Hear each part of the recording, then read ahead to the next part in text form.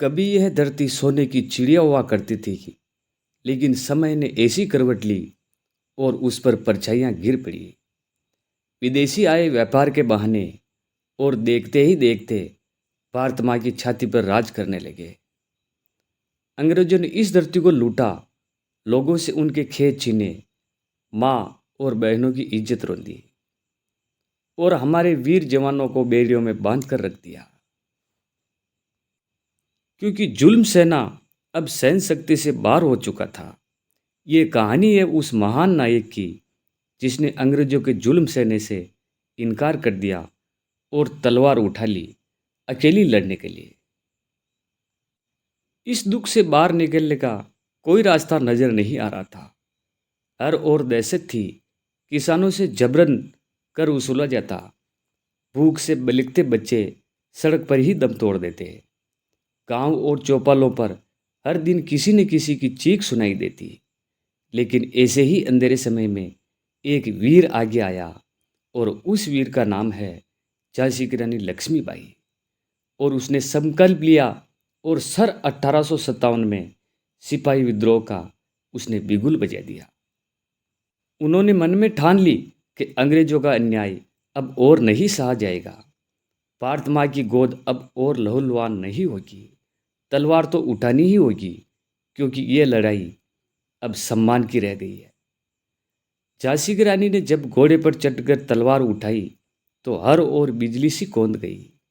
उनकी आंखों में आंसू भी थे और एक ज्वाला भी।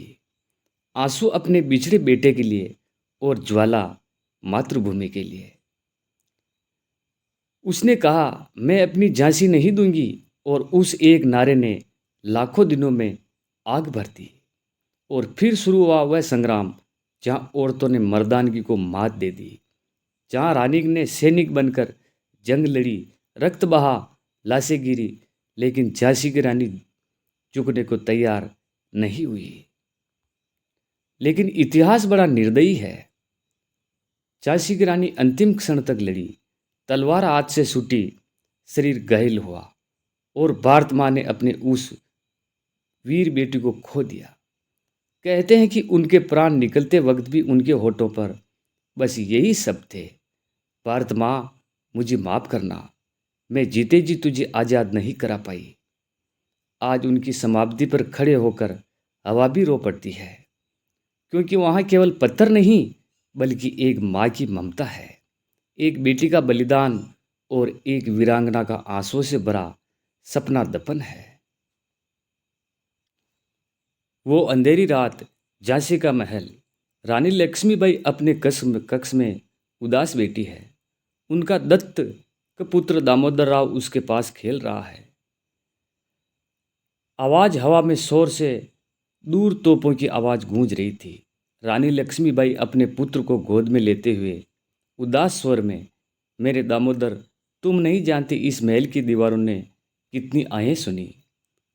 कभी यह हंसी से गूंजता था, आज ये एक पिंजरा मात्र बन गया। आप उदास क्यों हो? क्या पिताजी फिर से आएंगे? यह सवाल उनके बेटे दामोदर राव ने किया।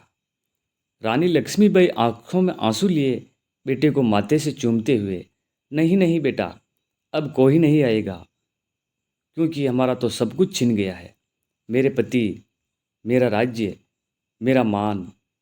उन्होंने सोचा है कि मेरी एक स्त्री टूट जाएगी, पर वे नहीं जानते मेरी झांसी मेरी आत्मा है। मैं अपनी आत्मा को कैसे जाने दूं? और रणभूमि में चारों ओर आग ही आग, धुआं ही धुआं।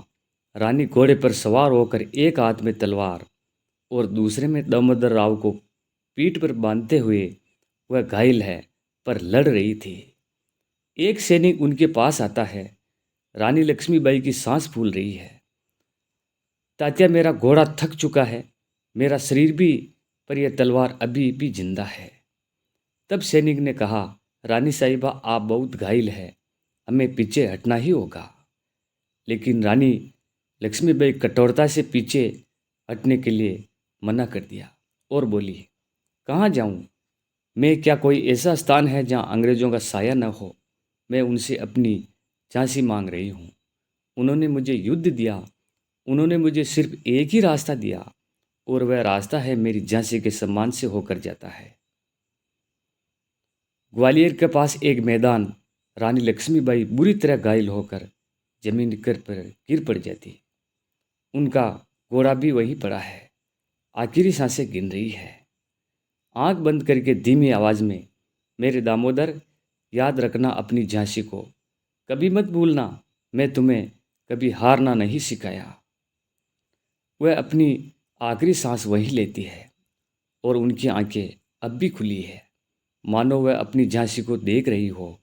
उनका शरीर तो शांत है, पर उसकी आत्मा अब भी झांसी के लिए लड़ रही है। मित्रों, ऐसी वीरांगनाओं को बार बार दिल से सलाम। और आप भी जाते जाते हमारे इस वीडियो को एक लाइक ज़रूर करें, और नए हैं तो हमारे चैनल को सब्सक्राइबर ज़रूर करें। धन्यवाद दोस्तों।